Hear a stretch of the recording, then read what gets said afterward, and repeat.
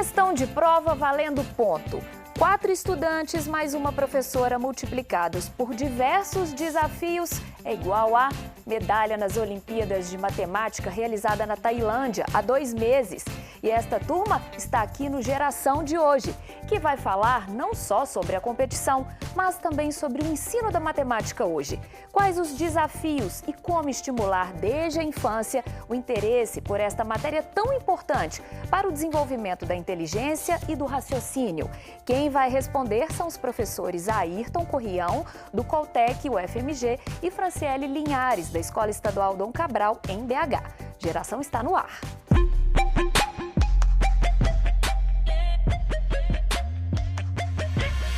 Sejam todos muito bem-vindos aqui no Geração, que nós vamos começar conhecendo quem são esses apaixonados pela matemática. Mariana, eu vou começar por você. Como é que foi sua relação com essa disciplina? Acho que desde sempre eu já tive uma afinidade maior com matemática. Não sei se é por conta de eu gostar de desafios, problemas para solucionar essas coisas, mas sempre fui muito apegada a essa matéria. E você, João? Eu sempre voltado para a área da matemática, né? Porque meu irmão também é professor da escola, assim como a Franciele. Então, desde novo, eu sempre fui ensinado matemática e eu acabei gostando. E você, Matheus? Desde pequeno eu tenho facilidade e interesse em matemática e com o tempo eu vim aperfeiçoando e hoje cheguei onde eu consegui. Luiz, e você? Desde pequeno eu sempre gostei, por ser uma matéria que você requer desafio, você parar para pensar. Eu sempre tive gostei muito de fazer. Professor Ayrton, isso é exceção dentro de uma sala de aula ao longo de mais de 20 anos aí. O que o senhor pode falar desses meninos aqui? Não é a maioria, infelizmente, não é a maioria dos alunos. A gente tem um grupo grande de alunos que gostam de matemática, mas eu acho que a maioria não liga ou não gosta. O que você acha? Você concorda, Franciele? Concordo com o professor, infelizmente, porque é um conteúdo muito bonito, muito lindo, que poucos gostam. Quando a gente chega na sala e que se apresenta e fala que é professor de matemática, você vê a carinha dos alunos. De decepção. E aí... Mais de medo. Mais de medo? Sim. Aí já é todo ano a mesma história. E é importante, porque são exceções, mas tem. Esses são uma prova deles, mas a gente tem outros também. E é pouco, mas que levam muito a sério, né, professor? Pois é, e a gente vai ver como que é isso nas ruas de BH. Uma equipe nossa da TV foi até a porta de Cursinhos conversar com algumas pessoas. Roda aí, diretor.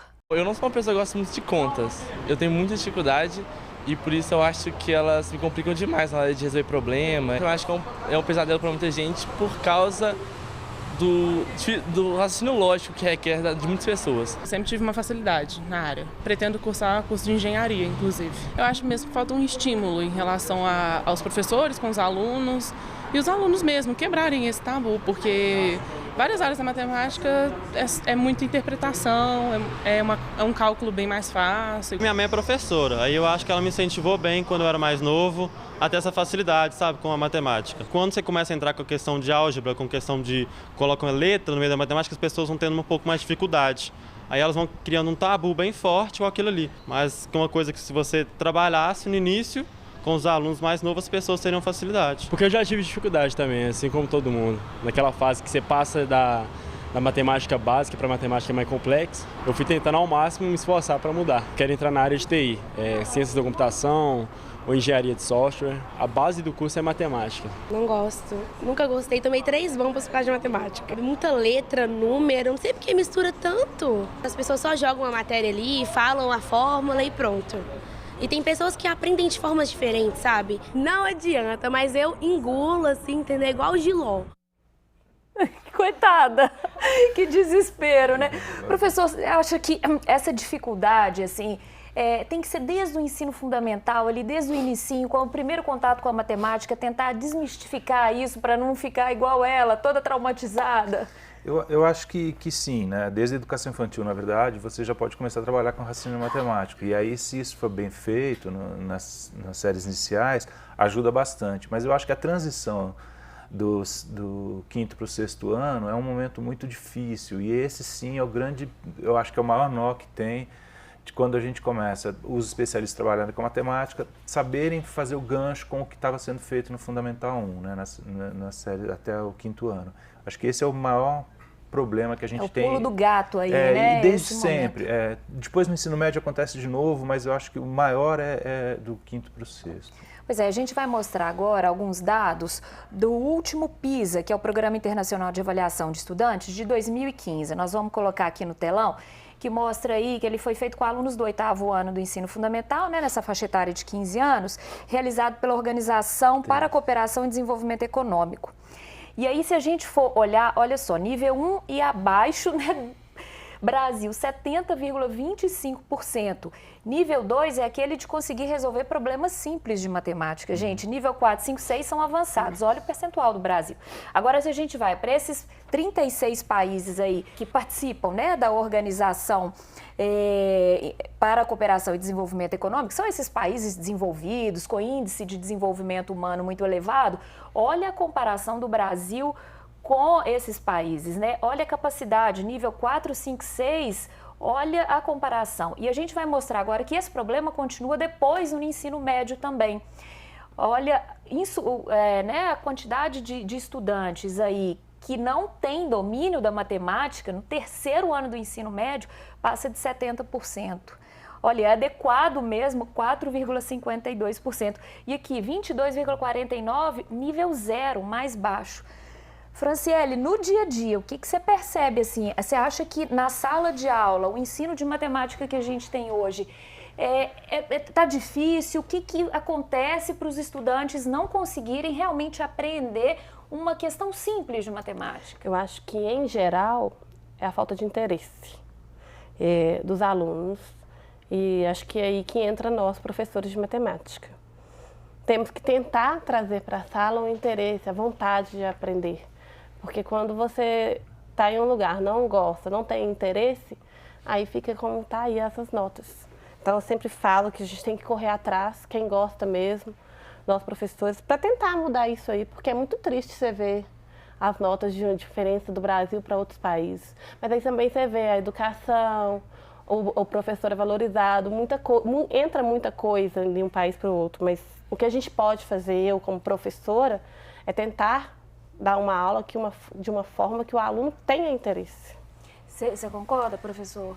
Eu acho que esse desinteresse não é uma exclusividade do Brasil. Eu acho que alguns países que têm bons resultados, os alunos também não têm tanto interesse. Pelo menos a experiência que eu já tive morando fora era que os alunos também não eram tão interessados. Mas a escola oferece mais coisas, né? É uma escola de período integral, com um ambiente bom, com os professores são bastante valorizados, os professores estão sempre em treinamento. Quer dizer, o professor tem uma formação boa e constante. Então, eu acho que isso faz uma certa diferença para o ensino de matemática. Então, a gente tem, por exemplo, a pesquisa em educação matemática no Brasil é bastante desenvolvida, mas os professores têm pouco acesso a essa pesquisa, têm pouco contato com essa pesquisa. Pois aí até não dá para entender, né? Se a gente pega, no Brasil existe uma elite matemática muito forte, inclusive a gente tem que seria um ganhador de um Nobel da matemática, né? Medalha Fields. Isso, pois é. E ao mesmo tempo, essa disparidade com estudantes, assim, né? O que vocês acham? Qual que é a explicação, professor? O senhor que já teve essa experiência fora. Então, assim. Porque a gente tem uma disparidade em muitas coisas no Brasil, né? Inclusive na educação. E eu acho que essa que é a diferença. As escolas públicas, infelizmente,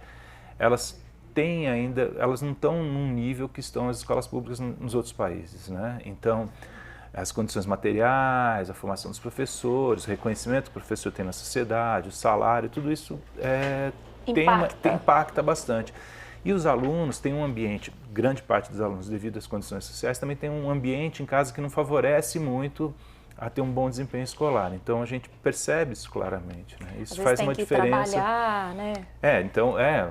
Não tem nem lugar para estudar dentro de casa direito, né? Às vezes não tem nenhum acompanhamento dos pais, porque o pai trabalha de manhã à tarde à noite, quer dizer, então a gente tem vários problemas, né?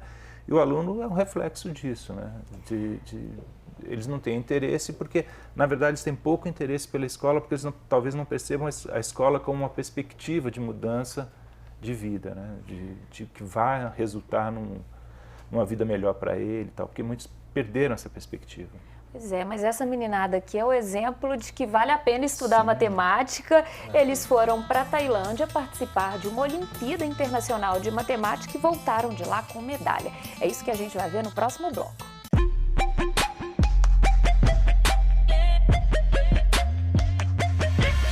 Geração de volta batendo um papo sobre o ensino da matemática. E agora nós vamos falar sobre a Olimpíada Internacional de Matemática da Tailândia, que é uma iniciativa conjunta de 3 instituições asiáticas que tentam estimular o ensino dessa disciplina. Na edição deste ano participaram alunos de 19 países, como Japão, China, Finlândia, Estados Unidos e Brasil. Franciele, professora, conta pra gente como que foi que vocês ficaram sabendo dessa competição e como foi inscrever essa galera toda. Ano passado, eu ouvi falar dessa Olimpíada, acompanhei pelo Instagram, pelo Facebook, que eles têm. Achei muito legal, só que não levei para a escola ainda porque eu queria conhecer. Nunca tinha ouvido falar dessa Olimpíada, que é a Olimpíada Internacional da Matemática. E aí, junto com a direção, nós decidimos fazer a inscrição da escola esse ano. A prova foi em abril. Ela foi feita pela escola toda. É um grupinho de cada turma. A prova foi feita em grupo, a primeira etapa. E aí, depois nós selecionamos a melhor prova de cada ano. E depois disso, nós mandamos.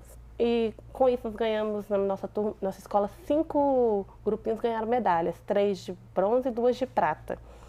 Que para a gente é importantíssimo, porque é uma escola pública, que a gente competiu com federal, com particular. Então, para nós já tinha ganhado lá no início já, né? E aí, por ter tido esse tanto de medalhas, a gente foi convidados para participar dessa Olimpíada na Tailândia. Como é que vocês chegaram nesses 4? E aí, a gente poderia ter levado todos os alunos, se a gente quisesse, só que, infelizmente, não tem jeito.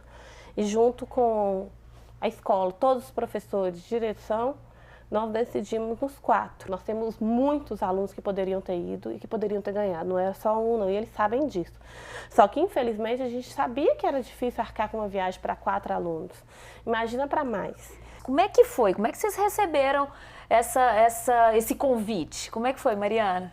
Na primeira etapa mesmo, eu fiquei sabendo um dia antes da prova que meu professor de matemática chegou e falou: amanhã você vai fazer uma prova de matemática. E para a segunda etapa, quando a Fran disse pra gente que tínhamos passado para segunda, eu fiquei tipo, como assim? E beleza, passar para a segunda etapa foi muito bom, mas quando ela falou, é uma viagem lá na Tailândia, a prova faz lá, acontece lá, eu fiquei tipo, meio difícil, né? Ficou imaginando, e você achou que ia ser muito difícil? O que você imaginou? Eu imaginei que ia ser bem difícil, porque ela falou que a prova seria toda em inglês, e na hora de ela convidar a gente, ela falou: você sabe inglês? A gente, não, mas a gente sabia entender um pouco do que está escrito. Ela falou: isso que é o importante. E também nessa prova também tinha coisas tailandesas, tinham vários símbolos tailandeses, que a gente não sabe até hoje o que significa. Mas peraí, antes de chegar na prova, aí começou aquela correria para arrumar dinheiro. Como é que foi essa parte? Desde quando a gente recebeu a notícia de que a gente tinha passado e que a professora, junto aos outros professores, convidaram nós 4 a estar indo fazer a prova, a gente teve correndo atrás de doações, tanto no bairro, quanto em empresas, até mesmo com os deputados, quem pudesse estar nos ajudando. Porque, por ser uma quantia muito alta e a gente ser de uma escola estadual, a gente não tinha como arcar os custos, aí precisaria de uma ajuda. Aí teve uma empresa que nos ajudou e hoje em dia nós estamos fazendo eventos para estar arrecadando. Pois é. João, precisava de muito dinheiro, né? Vocês não arrecadaram ainda o dinheiro suficiente. Como é que foi, assim, até em cima da hora? Ia, não ia? Como é que ficou? Até o último dia. Muita ansiedade e tensão, né? Porque a gente ficou até literalmente o último... A gente passou do período para mandar a confirmação, porque a gente não tinha conseguido confirmar a passagem ainda. A gente conseguiu o dinheiro praticamente em cima da hora, né? Nós vamos começar a rodar umas fotos aí de vocês. Ó, isso aí é um cheque? O que é? Sim. Isso aí foi o quê? O dinheiro que estava indo ou não? Como é que foi? Não, foi uma empresa que chama Tripla. Eles ajudou a gente agora, depois que... depois que vocês nós chegaram. Quem ajudou a Faculdade ENGE, que é a Faculdade de Engenharia, falando que eles iam arcar com essa primeira parte que tinha que ter sido paga antes, que era a hospedagem e a inscrição. Isso era quanto? Quanto que vocês precisavam? Eram 18 mil. E aí, Não é por isso que a gente já tinha desistido. Antes a gente tinha conseguido 18 mil de um dia para o outro. E aí, graças ao jornal O Tempo, que postou uma reportagem nessa mesma terça-feira de manhã, e a empresa me ligou, a faculdade, e graças a eles a gente conseguiu começar a correr atrás das outras coisas. Entendi. Aí, enfim, aí todo mundo naquele desespero conseguiram embarcar. Chega na Tailândia, chegaram um dia antes, né, da prova. Não deu nem para descansar e já tinha que ir para a competição. Como é que foi, João, lá? A gente chegou lá de madrugada, praticamente. Foi, acho que 2 horas da manhã que a gente conseguiu chegar lá. A gente simplesmente dormiu e logo no outro dia, às 8, a gente já tinha que sair porque os eventos eram todos programados. E a prova já era à tarde nesse mesmo dia. Então a gente já saiu para um evento e já foi correndo fazer a prova. E aí, e como é que foi a prova, Mariana? Na hora que te deram o papel, que você olhou, e aí? E o coração? Antes de fazer, a gente tinha em mente que era a prova era fechada. Porém, na hora que chegou, não era toda aberta. Tipo, pra chutar era difícil, porque você não tinha uma base. São infinitos resultados que podia ter. E aí eu fui vendo a prova toda em inglês. Antes de começar a fazer, eu dei uma folheada. E tinha gráficos lá que eu nunca tinha visto antes, que são gráficos mais coisas mais tailandesas, uns símbolos muito estranhos. Então, assusta, porque eu tô acostumada a fazer provas difíceis, sim. Porém, na minha língua, com os símbolos que eu conheço. E mesmo assim, vieram com 2 medalhas? Quem foram os ganhadores das medalhas? Eu e o Luiz. E aí, você imaginava isso, João? Tanto que quando eu saí da prova, eu saí chorando, porque eu não imaginava que eu conseguiria tanto, porque a prova estava muito difícil, eu não consegui fazer praticamente questão nenhuma. Que eu tinha certeza de ter acertado 2 questões, a prova tinha 25. Então eu saí muito triste da prova, por exemplo. Então receber a notícia que eu tinha ganhado a medalha foi uma bomba pra cima de mim. E você, Luiz, o que você achou depois que você acabou de fazer a prova? Pra mim, eu já acho que eu não tinha ganhado. Porque eu chutei. Chutei, tipo, pelo que eu sabia do inglês, eu falei, eu acho que é isso, e tentei fazer. Mas esse seu chute foi bom demais. Foi um chute, na verdade, consciente, foi um chute né? no inglês. Você foi ali, Isso. imaginando. Mas isso significa que ensinou direitinho, né, professora? Você ficou orgulhosa demais? Eu, na verdade, antes da premiação, já tinha... Um saiu chorando, os outros com cara... assim, infelizmente, imaginei, né? Se vocês não conseguirem, ainda falei pra eles, pra gente aqui, pra mim, o que a gente estando aqui já é uma medalha de ouro pra mim. Só de a gente ter conseguido chegar lá, falei pra eles isso. Falei que eu acreditava neles assim, mesmo assim, porque eu acreditava no potencial de cada um.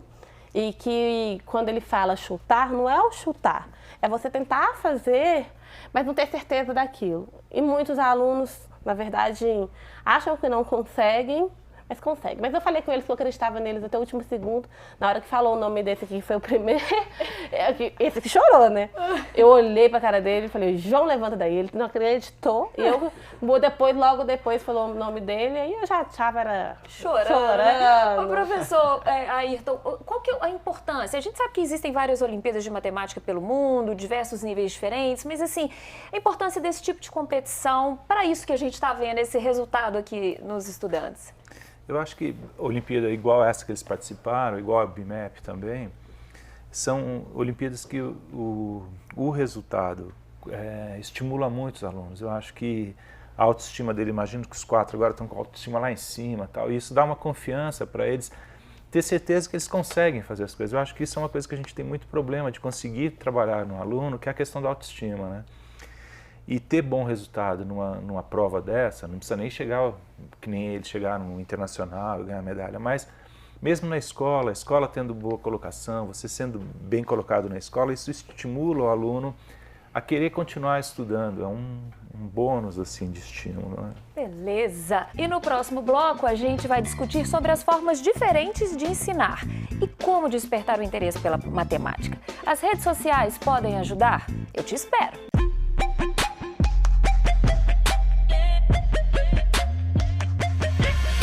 Geração de volta falando sobre os desafios para ensinar e aprender matemática.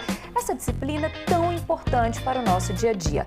Professor Ayrton, durante quase 20 anos o senhor teve um projeto lá no Coltec, extra, né, a aula ali do dia a dia, para incentivar os meninos, né? Isso. Como é que era isso? A gente se reunia semanalmente e os alunos resolviam problemas de matemática. E eles geralmente, eu só coordenava, eles que respondiam, buscavam soluções. Às vezes eles mesmos traziam questões que eles achavam na internet ou em outros lugares. E a gente discutia esses problemas. E isso estimulava muito, porque eram meninos que gostavam de resolver problema, que nem a Mariana falou que ela gosta de resolver problema. E eles faziam isso semanalmente, discutiam entre si. E depois alguns alunos passaram a desenvolver projetos mesmo mais longos, estudando conteúdos mais específicos, desenvolvendo atividades. E aí as atividades foram de vários tipos que eles fizeram ao longo do tempo. Pois é, agora a gente está vendo na internet, né, vários canais de YouTube ajudando a desenvolver problemas, dando aulas ali, às vezes do beabá da matemática. A gente vai mostrar agora o canal da Matemaníaca, que é da Júlia, de 25 anos, ela está com 60 mil seguidores. Roda aí, diretor. Durante toda a minha graduação, eu ficava me questionando e refletindo sobre a quantidade de mulheres que estavam no meu curso e no meu instituto. Nessa trajetória, a gente sabe que a gente sofre algumas coisas porque é mulher.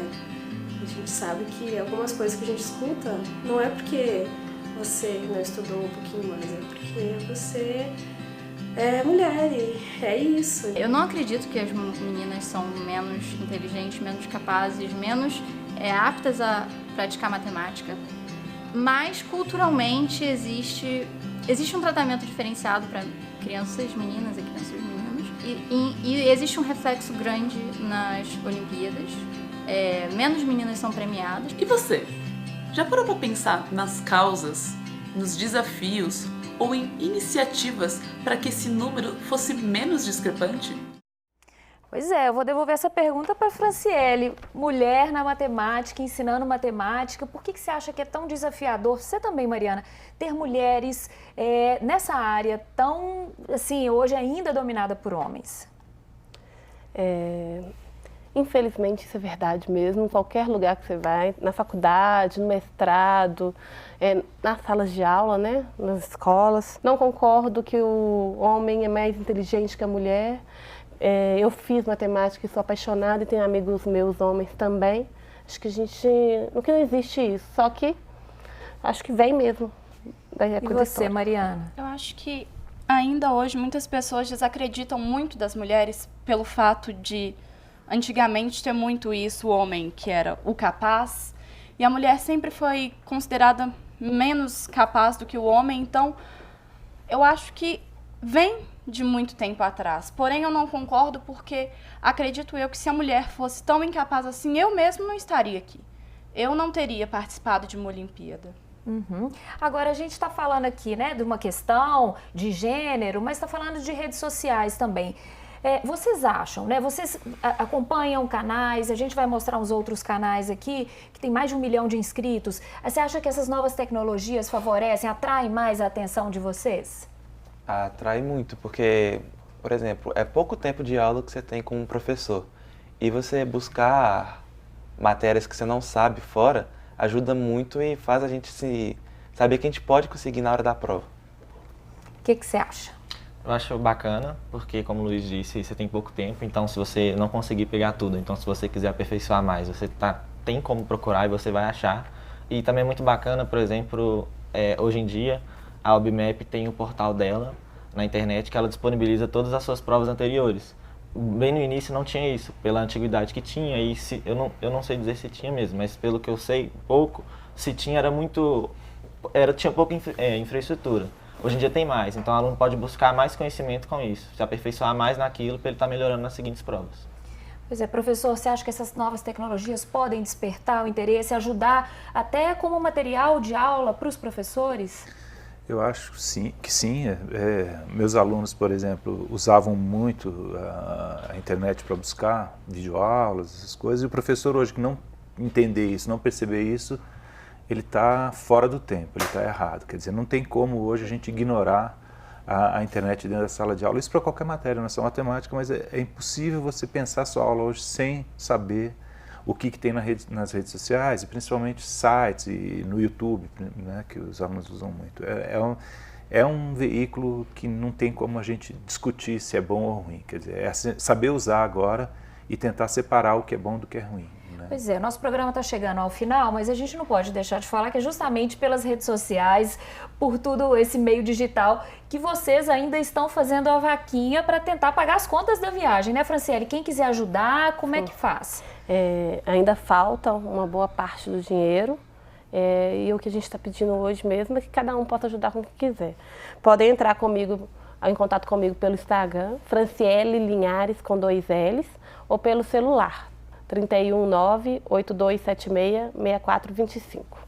Pois é, a gente não pode deixar de desestimular jovens tão talentosos, com tanto sucesso, né, por causa de uma questão financeira, né? Então, agora eu vou pedir para algum de vocês deixar um recado final aí, por que o pessoal pode ajudar? Acredito que, pelo fato da gente ter ido, influencia muitos outros. E o fato da gente conseguir pagar é tão bom pra gente e tanto para outras pessoas que querem participar perceber que eles não estão sozinhos. Porque acredito eu que se não fosse a Andy que doou parte do dinheiro que a gente precisava para a taxa de inscrição, muitos que ajudaram com o pouco que tinha, a gente ia ter uma esperança bem menor e dá uma impressão que você tá sozinho, mas não tá. Porque eu acho que então é isso, você ajudar para poder mostrar que pessoas como a gente têm apoio de muitas pessoas também. Isso aí, gente. Muito obrigada pela participação aqui no Geração. Professores, parabéns pelo empenho, pela dedicação. Que vocês tenham sucesso, não só na matemática, mas no que vocês escolherem fazer da vida de vocês. Que consigam pagar a viagem. Amém. E a você que nos acompanhou, muito obrigada. Você pode rever este programa no nosso canal no YouTube ou na página da Assembleia. Mande sugestões, críticas e participe também pelo nosso Twitter. Valeu pela companhia. Tchau!